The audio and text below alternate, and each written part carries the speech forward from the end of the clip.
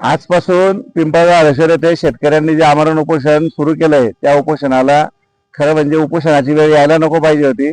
इतकी त्यांची मागण्या साध्या आहे आणि त्या भागात जाणारा 4-5 किलोमीटरचा रस्ता त्याची अतिशय दुर्दैवी अवस्था झालेली आहे.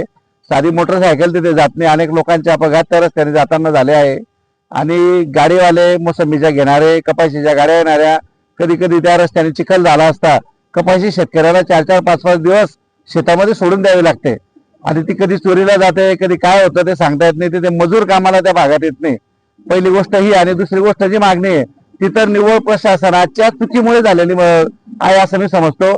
कारण जो राज्य मार्गच नाहीये, राष्ट्रीय मार्गच नाहीये, तो जिल्हा परिषदचा मार्ग क्रमांक 203 आहे आणि तो जिल्हा परिषदचा मार्ग 203 असताना त्याच्या आजूबाजूच्या शेतांना यांनी रेडी रेकनरमध्ये जास्त रेट लावून दिले. याच्यात कुठल्याही प्रकारची शासकीय प्रतिनिधींची चुकी नसून प्रशासनातल्या अधिकाऱ्यांची 100% चुकी आहे. कर्त्यांच्या साध्या चुकीने त्याच्यासाठी आम्ही पण पाठपुरावा करतोय. तहसीलदारशी आम्ही भांडतोय, पीडब्ल्यूडीच्या लोकांशी भांडतोय, जिल्हा परिषदच्या लोकांशी भांडतोय. आता उपोषणाला लोक बसणार आहे तेव्हा त्यांना तिथे जाग येते की अरे या सगळंच झालं. म्हणजे इतके दिवस या लोकांनी जे पैसे भरले याचं काय. आपला जो शेतकरी आहे जमीन विक्री करतो किंवा घेतो त्याला तेव्हा तुम्ही जास्त पैसे घेताय. तिथे हायवेच नाहीये. बरं तुम्ही हायवे दिला तर लोक जास्त पण पैसे देते, आपल्या शेताला पण जास्त भाव येईल. तर तुमच्या या मागण्या अतिशय रास्त आहे.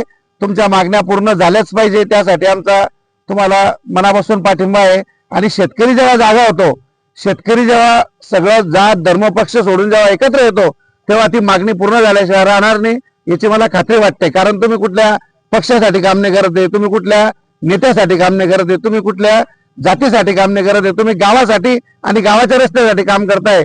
तुमच्या उपोषणाला मी मनापासून पाठिंबा देतो. काही मदत लागली अर्ध्या रात्रीने तुमच्यासाठी हजर आहे इतकी या निमित्ताने ग्वाही देतो. धन्यवाद. तालिब कुतुबुद्दीन शेख, पिंपळगाव हरेश्वर, भाजपा अल्पसंख्याक तालुका आघाड़ी से पाचोरा तालुका से आघाडीचे अध्यक्ष आणि सामाजिक कार्यकर्ता. आज जे इथे पिंपळगाव हरेश्वर इथे आमच्या शेतकरी बंधुआंचे जे हक्काची लढाई आहे, रोडाची लढाई, हक्काची लढाई.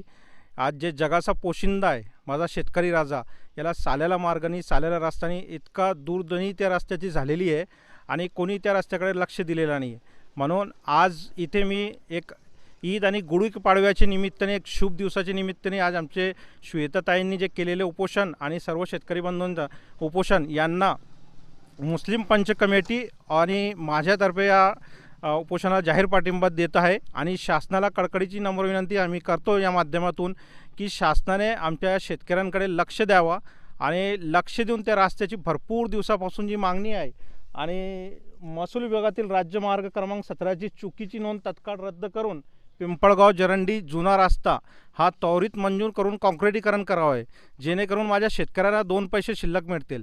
आजचा निर्णय प्रत्येकजण येऊन हेच सांगतं की आम्ही शेतकऱ्याच्या कैवारी आहे, पण आज ही शेतकऱ्याची दुर्व्यवस्था पाहून आणि रोडची प्रत्यक्ष दुर्व्यवस्था पाहून असं वाटतं आहे की फक्त तोंडानं सांगणारे शेतकऱ्यांचे कैवारी आहे, बाकी शेतकऱ्यांचा कोणीच कैवारी नाही आहे. हाच माझा माईबाप शेतकरी.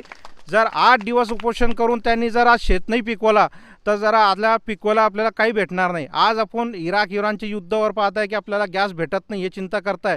जर माझ्या शेतकऱ्यांना तुम्हाला अन्न पिकवणं बंद केलं तर तुम्हाला काय भेटणार. गॅस अन्न असला तरच तुम्हाला गॅस काम येणार आहे.